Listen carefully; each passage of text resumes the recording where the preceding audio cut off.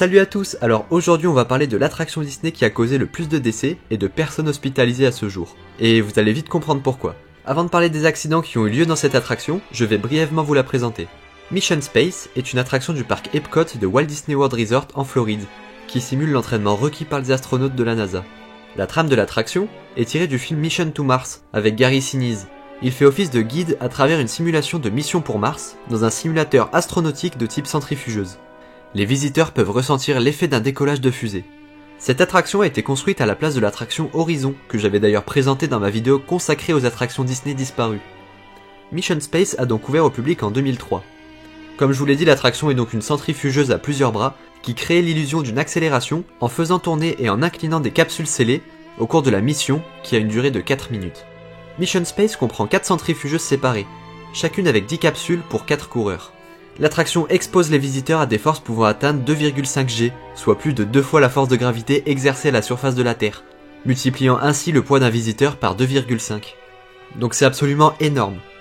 Et quelques mois après l'ouverture du manège, des sacs pour le mal des transports ont été ajoutés à la portée des visiteurs. Donc déjà très peu de temps après l'ouverture, Disney s'est quand même rendu compte qu'il y avait un léger problème et que la plupart des visiteurs ressortaient malades. Maintenant je vais vous parler un peu des accidents qui ont eu lieu avec cette attraction.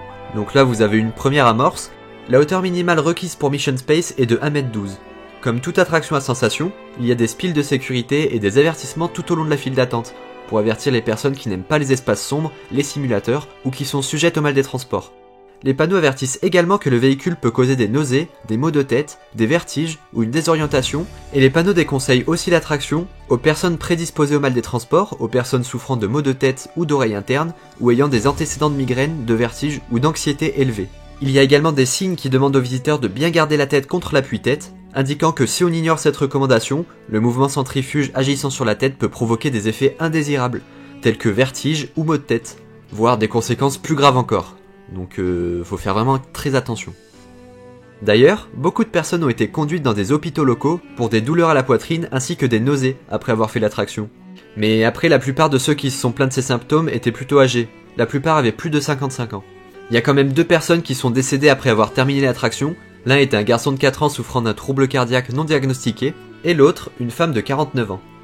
C'est seulement le 19 mai 2006 que Disney a commencé à proposer une version moins intense de Mission Space. Cette version-là se nomme la version verte, et elle ne possède pas de rotation. Donc dans cette version-là, la centrifugeuse ne tourne pas, ce qui annule les forces d'accélération latérales. La version orange a tout de même été conservée, ce qui laisse le choix aux visiteurs selon s'ils aiment ou pas les sensations. Et personnellement, si j'ai un conseil à vous donner, faites très attention. Si jamais vous souhaitez partir à Disney World et que vous souhaitez faire cette attraction, la version orange est quand même assez intense, comme vous avez pu le voir, c'est vraiment très intense. Il y a eu quand même pas mal de problèmes, les gens ressortent pas très frais de l'attraction on va dire, et il y a eu quand même des décès donc faut faire gaffe quoi. Donc voilà, n'hésitez surtout pas à me donner votre avis dans les commentaires. Si vous êtes déjà allé en Floride, partagez-moi votre expérience, ça m'intéresserait beaucoup de savoir comment vous avez vécu l'attraction.